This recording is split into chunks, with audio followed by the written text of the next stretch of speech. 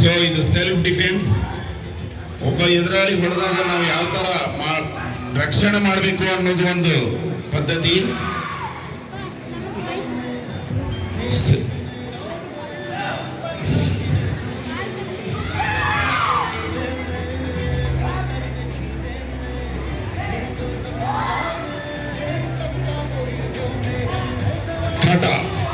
ಕಟ ಅಂತ ಹೇಳಿದ್ರೆ ನಮ್ಮ ಕರಾಟೆಯ ಮುಖ್ಯವಾದ ಒಂದು ಪದ್ಧತಿ.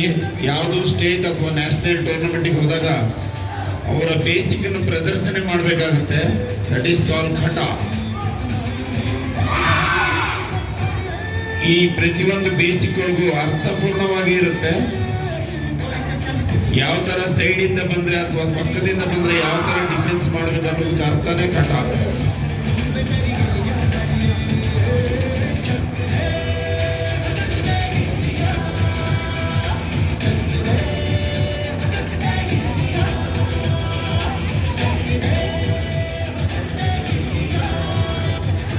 ಒಬ್ಬ ಹುಡುಗ ನಿಂತಿರ್ತಾನೆ ಅಥವಾ ಅವನ್ನ ಒಬ್ಬ ಯಾವನೋ ಚಾಕ್ಲೇಟ್ ಕೊಡಕ್ ಬಂದು ತಪ್ಪಿಸ್ಕೊಂಡು ಕಿತ್ಕೊಂಡು ಹೋಗಕ್ಕೆ ಎಲ್ಲ ನೋಡ್ತಾರೆ. ಅವ್ರನ್ನ ಯಾವ ತರ